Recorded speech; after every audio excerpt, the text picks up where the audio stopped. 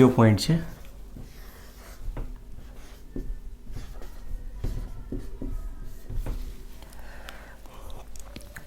તો જો લાસ્ટ આપણું જે લેક્ચર હતું એમાં કાર્બોક્સિલિક એસિડની એસિડિકતા વિશે પોઈન્ટ ભણ્યા, જેમાં કાર્બોક્સિલિક એસિડનો એસિડિક ગુણધર્મ આલ્કોહોલ અને ફિનોલ કરતાં વધારે છે એ પોઈન્ટ સમજ્યા. સાથે સાથે એના જલીય દ્રાવણના આધારે, એના વિયોજન અચળાંકના આધારે, પી કે અને કેની વેલ્યુના આધારે પણ આપણે સમજી ગયા. અને છેલ્લે લાસ્ટ એસિડિક પ્રબળતા ઉપર અસર કરતા પરિબળો જોયા. એ પરિબળોમાં એક પરિબળ આપણે જોયું ઇલેક્ટ્રોન ડોનેટિંગ ગ્રુપ, કે જો ઇલેક્ટ્રોન ડોનેટિંગ ગ્રુપ જોડાયેલું હોય, મતલબ કે પ્લસ આઈ અસર ધરાવતું જો કોઈ ગ્રુપ જોડાયેલું હોય તો એ કાર્બોક્સિલિક એસિડની એસિડિકતામાં હંમેશા શું કરે છે? ઘટાડો કરે છે. હવે બીજું એક પરિબળ છે આપણી પાસે એવું ઇલેક્ટ્રોન વિથડ્રોઈંગ ગ્રુપ આપેલું છે. ઇલેક્ટ્રોન વિથડ્રોઈંગ ગ્રુપ એટલે ઇલેક્ટ્રોન આકર્ષક સમૂહ, જે શું કરશે? કાર્બોક્સિલ સમૂહના કાર્બન પાસેથી ઇલેક્ટ્રોનને ખેંચવાનો પ્રયત્ન કરશે. તો જુઓ, હવે આમાં ઇલેક્ટ્રોન વિથડ્રોઈંગ ગ્રુપ આપેલું હોય તો કઈ રીતે કામ કરશે? સપોઝ માની લો કે આપણી પાસે આ કોઈક ઇલેક્ટ્રોન વિથડ્રોઈંગ ગ્રુપ જોડાયેલું છે અને એ સીધું કોની સાથે અટેચ છે? કાર્બોક્સિલ સમૂહના કાર્બન સાથે. હવે અહીંયાથી ધારો કે અત્યારે હું આને હટાવી દઉં છું અને એની જગ્યાએ મૂકી દઈએ છીએ આપણે કાર્બોક્સિલેટ એનાયન. તો આપણે મેં લાસ્ટ લેક્ચરમાં એવું કહ્યું હતું કે જો આ ઓક્સિજન કાર્બોક્સિલેટ એનાયનના ઓક્સિજન પરનો ઋણ ભાર જો ઘટે તો એની સ્થિરતા વધે અને એ કાર્બોક્સિલિક એસિડની એસિડિકતા વધે. તો આપણે ઇલેક્ટ્રોન ડોનેટિંગ ગ્રુપ જ્યારે દર્શાવ્યું તો ઇલેક્ટ્રોન ડોનેટિંગ ગ્રુપ શું કરતું? તો આને ઇલેક્ટ્રોન દાન કરતું. તો ઇલેક્ટ્રોન આવે ઓક્સિજન ઉપર, તો ઓક્સિજન ઉપર ઇલેક્ટ્રોન ડેન્સિટી વધે. ઇલેક્ટ્રોન ડેન્સિટી વધે તો એની સ્ટેબિલિટી ઘટે, તો એસિડિકતા ઓછી કરી નાખે. હવે એની જગ્યાએ ઇલેક્ટ્રોન વિથડ્રોઈંગ ગ્રુપ આપેલું છે. ઇલેક્ટ્રોન વિથડ્રોઈંગ ગ્રુપ શું કરે છે? કાર્બોક્સિલ સમૂહ પાસેથી ઇલેક્ટ્રોન ખેંચે છે. એટલે તરત જ શું કરશે? ઓક્સિજન કાર્બનને ઇલેક્ટ્રોન ડોનેટ કરવા માંડશે. એટલે કાર્બન ઉપરથી જેવા ઓક્સિજન ઉપરથી કાર્બન ઉપર ઇલેક્ટ્રોન જશે એટલે ઓક્સિજન ઉપર કાર્બોક્સિલેટ એનાયનના ઓક્સિજન ઉપર ઇલેક્ટ્રોન ડેન્સિટી ઘટશે.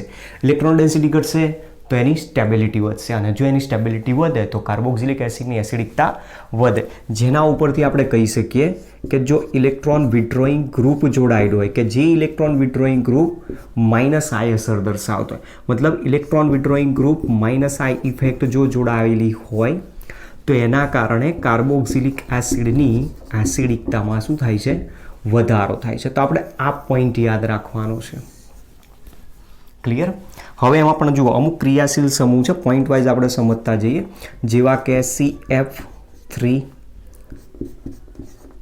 NO2 CN FCl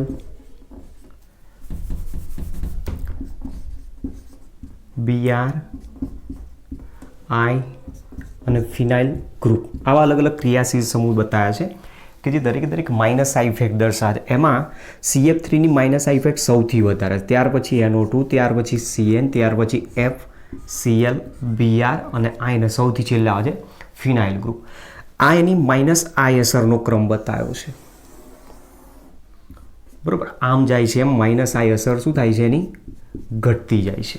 હવે જો જેની માઇનસ આઈ અસર વધારે, એની એસિડિકતા વધારે, તો એ આધારે જો જોઈએ તો આપણી પાસે કોઈક આ રીતનો એસિડ સંયોજન આપ્યું છે,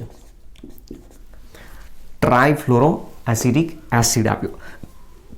હવે F ની જગ્યાએ ગોઠવી દઈએ NO2C COOH.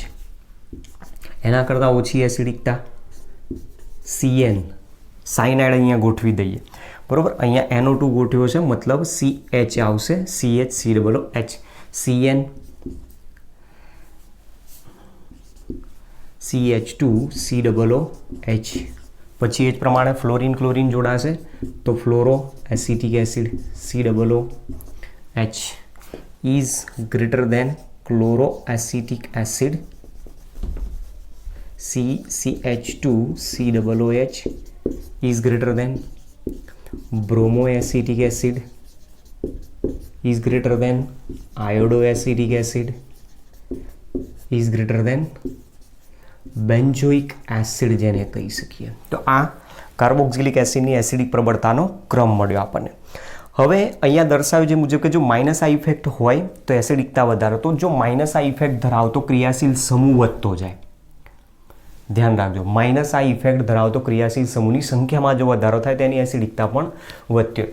એના પહેલાં આપણે મેઇન સંયોજન હતું આપણી પાસે CH3COOH એસિટિક એસિડ. એસિટિક એસિડમાં મેં ફ્લોરિન જોડી દીધો તો ફ્લોરો એસિટિક એસિડ બની ગયો FCH2COOH.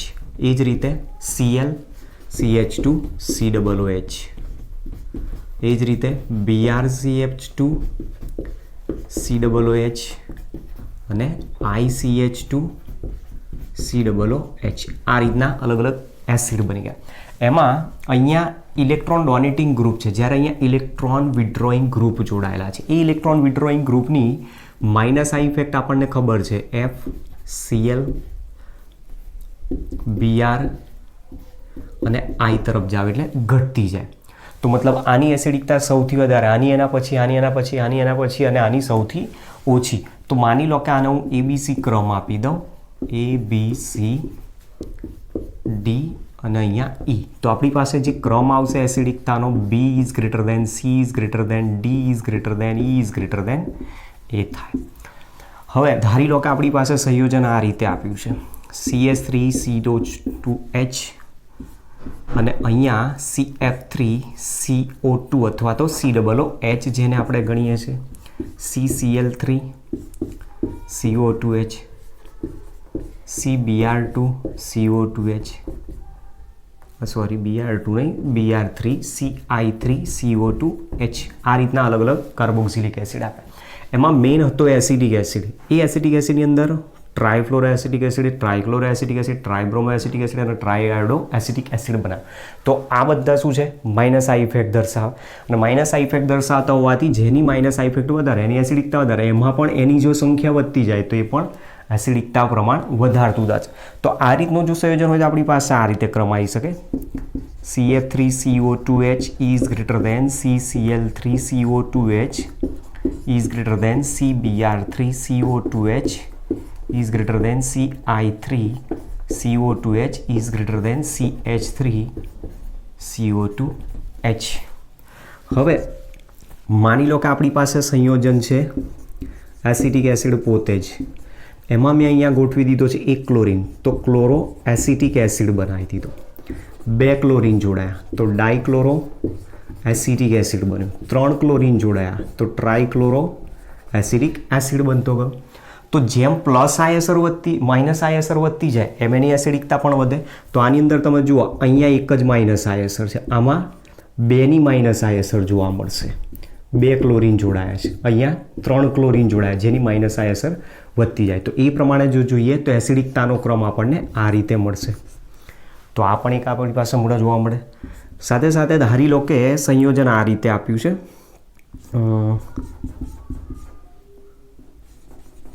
COOH, એકમાં ક્લોરિન અહીંયા જોડાયો છે, બીજામાં ક્લોરિન અહીંયા છે અને ત્રીજામાં ક્લોરિન આ જગ્યાએ જોડ્યો. હવે એની અંદર પણ તમે જુઓ, ક્લોરિન જે જોડાયેલો છે માઇનસ આઈ અસર દર્શાવે. પણ આપણને એટલું તો ખબર છે કે માઇનસ આઈ અસર ડિસ્ટન્સ ડિપેન્ડન્ટ છે, મતલબ પ્રેરક અસર અંતર વધતા ઘટતી જાય. તો જેમ અંતર વધતું જાય એમ એની અસર શું થવા માંડશે, ઘટતી જશે. તો જ્યાં COOHના બિલકુલ નજીક માઇનસ આઈ અસર જોડાયેલી હોય ત્યાં એની એસિડિકતા વધારે. જેના આધારે તમે કહી શકો કે અહીંયાથી તમે જેમ જેમ આગળ જાઓ છો એમ માઇનસ આઈ અસરની હાજરીના કારણે ઇલેક્ટ્રોન ખેંચવાની ક્ષમતા એની ઓછી થઈ જાય. તો અહીંયા એકદમ નજીક છે તો અહીંયા એની ઇલેક્ટ્રોન ખેંચવાની ક્ષમતા વધારે હોય, જ્યારે અહીંયા ઇલેક્ટ્રોન ખેંચવાની ક્ષમતા એની ઓછી થઈ જાય. અને આપણને ખબર છે કે 3 કાર્બન પછી લગભગ એને ઇગ્નોર કરી નાખતા. તો એ પ્રમાણે જો જોઈએ તો આની એસિડિકતાનો ક્રમ આપણને આ રીતે મળી શકે છે, એવું કહી શકાય. હવે એક એક્સેપ્શન આમાં યાદ રાખવાનું છે કે એલિફેટિક એસિડ અને એરોમેટિક એસિડ જ્યારે આપેલા હોય તો એરોમેટિક એસિડ ફિનાઇલ ગ્રુપ જે બતાવ્યું છે એ ફિનાઇલ ગ્રુપ અંશતઃ ઇલેક્ટ્રોન વિડ્રોઈંગ ગ્રુપ દર્શાવે છે, મતલબ ઇલેક્ટ્રોન વિડ્રોઈંગ પ્રકારની ઇફેક્ટ દર્શાવે છે. જ્યારે એલિફેટિક એસિડ જે આપેલો છે, દાખલા તરીકે આલ્કાઇલ ગ્રુપ છે, તો એ ઇલેક્ટ્રોન ડોનેટિંગ છે. જેના આધારે કહી શકીએ કે આલ્કાઇલ સમૂહ ધરાવતા કાર્બોક્સિલિક એસિડ કરતાં એરોમેટિક સમૂહ ધરાવતા કાર્બોક્સિલિક એસિડની એસિડિકતા વધારે. પણ એમાં બી ફોર્મિક એસિડ એક્સેપ્શનમાં યાદ રાખવાનું, ફોર્મિક એસિડની એસિડિકતા સૌથી વધુ છે. HCOOH formic acid aliphatic acid હોવા છતાં એની એસિડિક પ્રબળતા વધારે છે. ત્યાર પછી બીજા નંબરમાં આવશે બેન્ઝોઇક એસિડ મતલબ એરોમેટિક એસિડ, અને ત્યાર પછી આવશે કોઈ પણ આલ્કાઇલ ગ્રુપ ધરાવતો કાર્બોક્સિલિક એસિડ. જેના આધારે મારે ધારો કે ક્રમ દર્શાવવો છે તો કોઈક ઉદાહરણથી formic acid is greater than benzoic acid is greater than acidic acid દર્શાવવો હોય તો દર્શાવી શકું છું. હવે ધારી લો કે આપણી પાસે કોઈક કાર્બોક્સિલિક એસિડ આપેલો છે, એમાં એરોમેટિક કાર્બોક્સિલિક એસિડ છે બેન્ઝોઇક એસિડ. એ બેન્ઝોઇક એસિડમાં અલગ અલગ ક્રિયાશીલ સમૂહ જોડાયેલા છે. દાખલા તરીકે બેન્ઝોઇક એસિડ સાથે એક ક્રિયાશીલ સમૂહ જોડ્યો છે NO2 અને બીજો એક ક્રિયાશીલ સમૂહ જોડી દઉં છું, એમાં CH3 ગ્રુપ જોડાયેલું છે. તો ત્રણે ત્રણમાં મેઇન બેન્ઝોઇક એસિડ આપેલો છે. હવે બેન્ઝોઇક એસિડના પેરા સ્થાનમાં એક NO2 જોડાય છે ને એક CH3. તો બંનેમાં અહીંયા અલગ અલગ ઇફેક્ટ બતાવે. આ માઇનસ આ ઇફેક્ટ દર્શાવે ને પેરા પોઝિશન છે એટલે માઇનસ એમ ઇફેક્ટ પણ દર્શાવશે. જ્યારે આ માત્ર ને માત્ર પ્લસ આ ઇફેક્ટ દર્શાવે. તો આપણને તો ખબર છે કે પ્લસ આઈ અસર એસિડિકતા ઘટાડે, માઇનસ આઈ અસર એસિડિકતા વધારે. તો કોની એસિડિકતા વધારે છે? બેન્ઝોઇક એસિડની.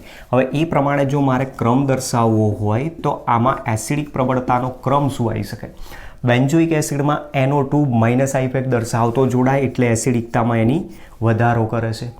જ્યારે CH3 એની એસિડિકતા ઘટાડે છે તો આની એસિડિકતા કરતાં આની એસિડિકતા ઓછી થઈ ગઈ. તો બીજા નંબરમાં આવશે A અને ત્યાર પછી આવશે C. ક્લિયર? ચલો ત્યાર પછી ધારી લો કે બેન્ઝોઇક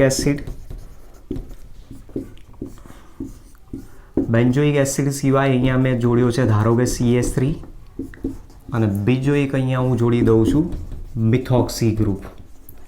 હવે આ બંનેમાંથી તમે જુઓ બંને પ્લસ આઈ અસર છે. આ પણ પ્લસ આઈ અસર છે, આ પણ પ્લસ આઈ અસર, પણ આની પ્લસ આઈ અસર આના કરતાં વધારે છે. તો આના કારણે એની એસિડિકતામાં એ ઘટાડો કરી નાખશે. તો ધારી લો કે આને હું ABC મૂકી દઉં તો ક્રમ શું આવવો જોઈએ? સૌથી પહેલો A, પછી B અને પછી આવશે C. ચલો ત્યાર પછી બીજો એક ક્વેશ્ચન જે મોસ્ટલી પૂછાતો હોય છે મેઇન બેન્ઝોઇક એસિડ. એમાં બેન્ઝોઇક એસિડની અંદર નાઇટ્રેશન કરવામાં આવ્યું હોય તો એક NO2 ગ્રુપ ઓર્થો સ્થાને જોડાય, બીજું એક NO2 ગ્રુપ પેરા સ્થાને જોડાય અને ધારી લો કે ત્રીજો એક NO2 ગ્રુપ મેં બતાવ્યું છે મેટા સ્થાન ઉપર. અને તમને પૂછે કે આમાંથી એસિડિક પ્રબળતાનો ક્રમ કોનો વધારે છે, કોની એસિડિકતા ઓછી, કોની એસિડિકતા વધારે. તો જુઓ કઈ રીતે આનો ક્રમ શોધીશું. તો એના માટે સૌથી પહેલું તો બેન્ઝોઇક એસિડ મેઇન છે. હવે એમાં જોડાય છે NO2 ગ્રુપ. NO2 ગ્રુપ કઈ અસર બતાવો તો માઇનસ આઈ અસર, અહીંયા માઇનસ આઈ અસર. સાથે સાથે તમને ખબર છે કે એરોમેટિક રિંગ ઉપર પેરા સ્થાનની અંદર માઇનસ આઈ અસરની સાથે સાથે મેસોમેરિક ઇફેક્ટ, રેઝોનન્સ ઇફેક્ટ પણ બતાવશે. મેટા સ્થાનમાં નહીં દર્શાવી શકે.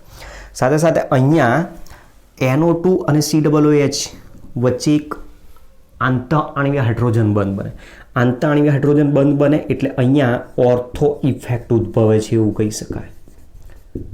તો આપણને એટલીસ્ટ એટલું તો ખબર છે કે અહીંયા આંતઃઆણ્વીય હાઇડ્રોજન બંધ બનાવી શકે. જ્યારે આના જેવો જ બીજો અણુ એની સાથે જોડાય તો આંતરઆણ્વીય હાઇડ્રોજન બંધ બની જાય. તો બંધ મજબૂતાઈ વધી જાય અહીંયા.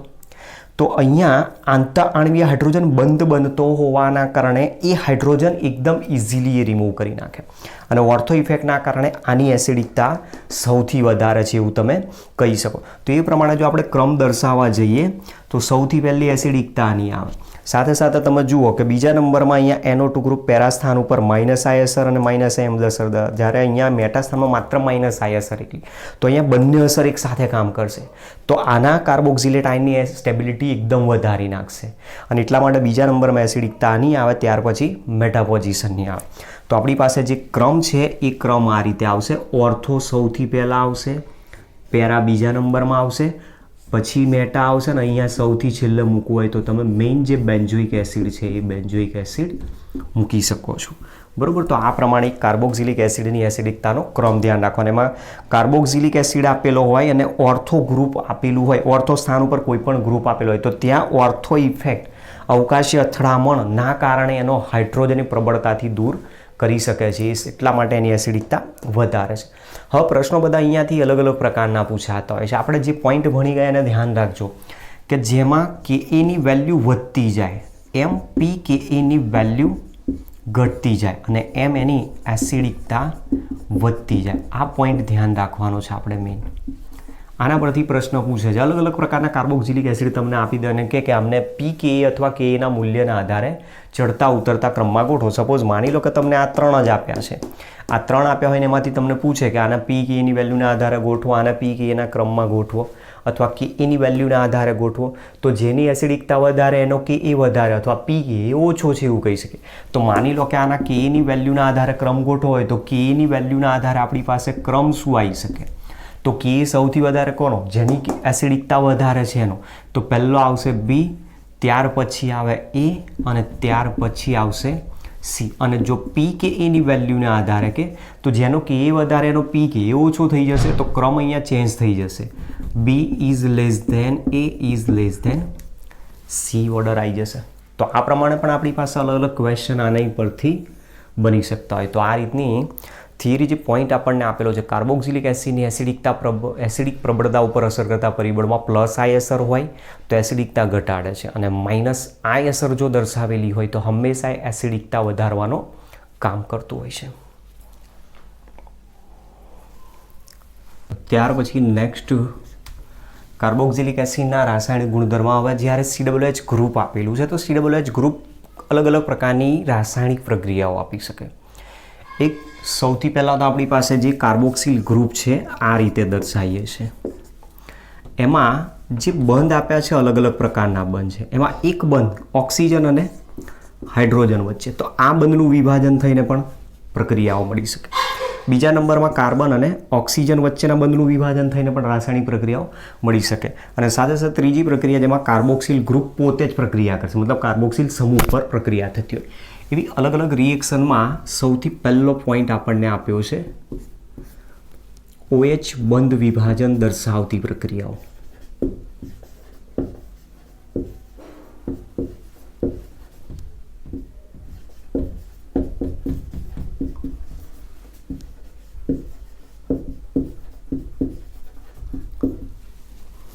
કાર્બોક્સિલ ગ્રુપ જે બતાવ્યું છે એમાં OH બંધ તૂટે એને સમાવતી કોઈક રાસાયણિક પ્રક્રિયાઓ વિશે માહિતી આપી.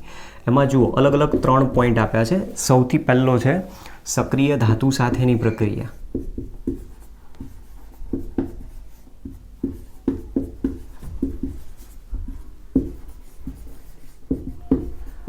જેમાં આ પ્રક્રિયામાં વિશે આપણે ઓલરેડી તો ભણી જ ગયેલા છીએ કે જેમ આલ્કોહોલની અંદર હાઇડ્રોક્સિલ ગ્રુપ હોવાના કારણે સક્રિય ધાતુ સાથે પ્રક્રિયા આપીને હાઇડ્રોજન વાયુ ઉત્પન્ન કરાવી શકે છે, જેમ કાર્બોક્સિલિક એસિડમાં પણ હાઇડ્રોજન ઉત્પન્ન કરાવી શકે છે.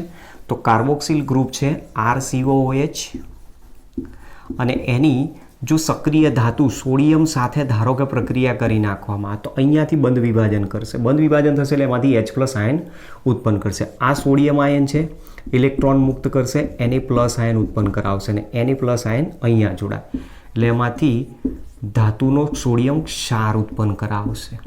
કાર્બોક્સિલિક એસિડનો સોડિયમ ક્ષાર ઉત્પન્ન થશે અને હાઇડ્રોજન ગેસ લિબરેટ કરાવશે. તો આ પ્રક્રિયા આપેલી છે આપણને. દાખલા તરીકે ઉદાહરણથી સમજીએ. જુઓ એસિટિક એસિડ છે. એસિટિક એસિડની સોડિયમ ધાતુ સાથે જો પ્રક્રિયા કરવામાં આવે તો સોડિયમ એસિટેટ બનાવશે અને હાઇડ્રોજન વાયુ ઉત્પન્ન કરાવે છે. ઉદાહરણ નંબર 2. ધારી લો કે એસિટિક એસિડની પ્રક્રિયા મેગ્નેશિયમ ધાતુ સાથે કરવામાં આવે તો 2 મોલ જરૂર પડશે. અહીંયા એમાંથી મેગ્નેશિયમ એસિટેટ બનાવશે COO2 પ્લસ H2 ગેસ ઉત્પન્ન કરાવે, જે દર્શાવે છે કે કાર્બોક્સિલિક એસિડમાં હાઇડ્રોજન દૂર થાય છે, મતલબ OH બંધનું વિભાજન થાય છે. અને એ જ સાબિતી આપે છે કે હાઇડ્રોજન H+ આયન તરીકે મુક્ત કરતો હોવાથી કાર્બોક્સિલિક એસિડ એસિડિક ગુણધર્મ દર્શાવે. ચલો ત્યાર પછી પોઈન્ટ નંબર B, આલ્કલી સાથેની પ્રક્રિયા.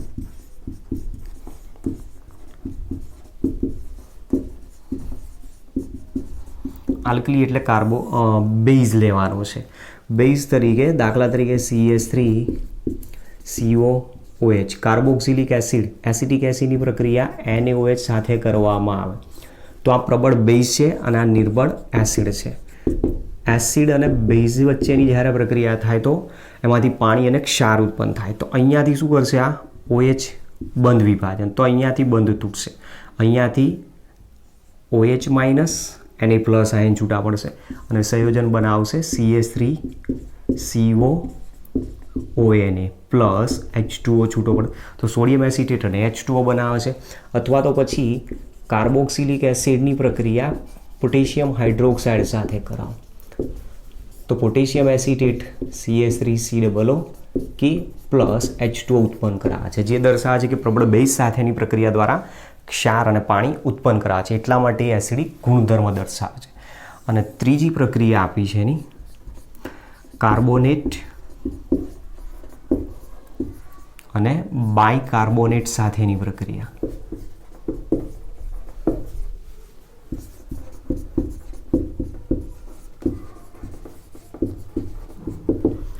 એસિટિક એસિડ CH3COOH એની પ્રક્રિયા સોડિયમ કાર્બોનેટ સાથે કરવામાં Na2CO3 સાથે. કોઈ પણ કાર્બોનેટ સંયોજન સાથે હંમેશા જ્યારે પણ એસિડની પ્રક્રિયા કરવામાં આવે તો એ CO2 વાયુ જ પહેલાં ઉત્પન્ન કરાવે. તો મતલબ અહીંયાથી પહેલાં ઉત્પન્ન કરાવી દો CO2 ગેસ. પ્લસ બીજું શું અહીંયાથી છૂટું પડશે તો આ સોડિયમ અહીંયા આવી જશે, તો 2 સોડિયમ આયન ત્યાં દાખલ થશે એટલે સોડિયમ એસિટેટ બનાવશે 2 mall plus 2 CH3COO Na plus બાકી રહ્યો એમાંથી H2O ઉત્પન્ન કરાવી દેશે. માની લો કે એની જગ્યાએ બાયકાર્બોનેટ સાથે પ્રક્રિયા આપી લો CH3COOH પ્લસ NaHCO3 સાથે પ્રક્રિયા કરવામાં સંતૃપ્ત સોડિયમ બાયકાર્બોનેટનું દ્રાવણ જો કાર્બોક્સિલિક એસિડમાં ઉમેરી દેવામાં તો આ સોડિયમ અહીંયા દાખલ થઈ જશે, CO2 અહીંયાથી ઉત્પન્ન કરાવશે, CO2 gas plus CH3COO Na plus H2O. તો આની અંદર મેઇન એક આ પોઈન્ટ આપેલો છે, અહીંયાથી ક્વેશ્ચન આપણો મોટા ભાગે પૂછાતો હોય છે. તો એના માટે ક્વેશ્ચન શું છે તમારી સામે જ ક્વેશ્ચન મૂકું છું. જો આપણને પ્રેક્ટિકલી ક્વેશ્ચન આ રીતનો આપેલો હોય છે, ફિનોલ અને બેન્ઝોઇક એસિડને પ્રભેદિત કરતી કસોટી જણાવો, આ રીતનો પ્રશ્ન પૂછે છે. ફિનોલ અને બેન્ઝોઇક એસિડને પ્રભેદિત કરતી કસોટી જણાવો. તો ફિનોલ અને બેન્ઝોઇક એસિડને પ્રભેદિત કરતી કસોટીની જો વાત કરીએ તો એક તમે તટસ્થ FeCl3 લઈ શકો છો.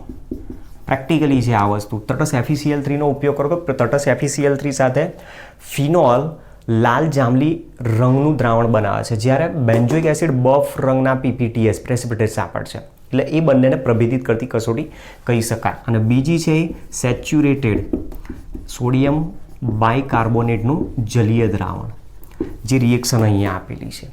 એમાં આપણે ફિનોલ વિશેની પ્રક્રિયાઓ પણ ભણી ગયા કે ફિનોલ માત્ર પ્રબળ બેઝ NaOH સાથે પ્રક્રિયા આપે છે. નિર્બળ બેઝ કાર્બોનેટ કે બાયકાર્બોનેટ સાથે પોતે પ્રક્રિયા આપતું નથી, કારણ કે પોતે જ નિર્બળ એસિડ છે. નિર્બળ એસિડ નિર્બળ બેઝ વચ્ચે ઇઝીલી પ્રક્રિયાઓ થતી નથી અને એટલા માટે ફિનોલ કાર્બોનેટ બાયકાર્બોનેટ સાથે પ્રક્રિયા આપી શકતું નથી, જેથી તે એના દ્રાવણમાં CO2ના ઉભરા આવશે નહીં. જ્યારે કાર્બોક્સિલિક એસિડ આપેલો હશે તો એ CO2ના ઉભરા સાથે એમાં તરત જ દ્રાવ્ય થઈ જશે. તો લેબોરેટરીની અંદર તમને જ્યારે પ્રેક્ટિકલમાં એક્ઝામમાં સબસ્ટન્સ ઓર્ગેનિક કેમિસ્ટ્રીનો આપેલો હોય અને એ વખતે તમને કન્ફર્મ ખબર પડી જાય પદાર્થ કે આ કાર્બોક્સિલિક એસિડ છે, તો એ પ્રાઇમરી ટેસ્ટ ઉપરથી જ ખબર પડી જાય. તમે જ્યારે એની સોલ્યુબિલિટી ચેક કરો છો ને એ દરમિયાન તમારો જ્યારે આ ટેસ્ટનો ઉપયોગ કરવામાં બાયકાર્બોનેટનું સંતૃપ્ત દ્રાવણ ઉમેરવામાં ત્યારે એમાં CO2ના ઉભરા સાથે પદાર્થ દ્રાવ્ય થઈ જતો, અને જો CO2ના ઉભરા સાથે પદાર્થ દ્રાવ્ય થઈ જાય તો સમજવાનું કે એમાં COOH ગ્રુપ હાજર છે. તો કાર્બોક્સિલ ગ્રુપની પરખ કરવા માટે, મતલબ કાર્બનિક સંયોજનમાં COOH સમૂહની હાજરી પારખવા માટે આ બાયકાર્બોનેટ અને કાર્બોનેટ બંનેના દ્રાવણનો ઉપયોગ કરવામાં આવે છે. તો Na2CO3 સાથે પણ એ કાર્બોનેટ સોડિયમ કાર્બોનેટ સાથે પણ CO2ના ઉભરા સાથે દ્રાવ્ય થાય છે અને સોડિયમ બાયકાર્બોનેટ સાથે પણ CO2ના ઉભરા સાથે દ્રાવ્ય થઈ જતો હોય. તો આ પ્રકારની જે 3 રિએક્શન્સ આપેલી છે, 3 રિએક્શન આપણને શું બતાવે છે? કાર્બોક્સિલ સમૂહમાં અથવા તો કાર્બોક્સિલિક એસિડમાં OH બંધનું વિભાજન. અહીંયા OH બંધનું વિભાજન થયું તો હાઇડ્રોજન વાયુ ઉત્પન્ન કરાવ્યું, જે એમાં એસિડિકતાનો ગુણધર્મ દર્શાવે છે. ત્યાર પછી પ્રબળ બેઝ સાથે પ્રક્રિયા આપી, એમાં પણ OH બંધ વિભાજન આપ્યું. પ્રબળ બેઝ સાથે પ્રક્રિયા આપે છે મતલબ એ એસિડિક છે. અને બાયકાર્બોનેટ સાથે પ્રક્રિયા આપે છે એનો મતલબ કે એની એસિડિકતા ફિનોલ કરતાં વધારે છે, એવું આપણે આના ઉપરથી કહી શકીએ છીએ. ઓકે, તો આ રીતની થિયરી છે OH બંધ વિભાજન વિશેની.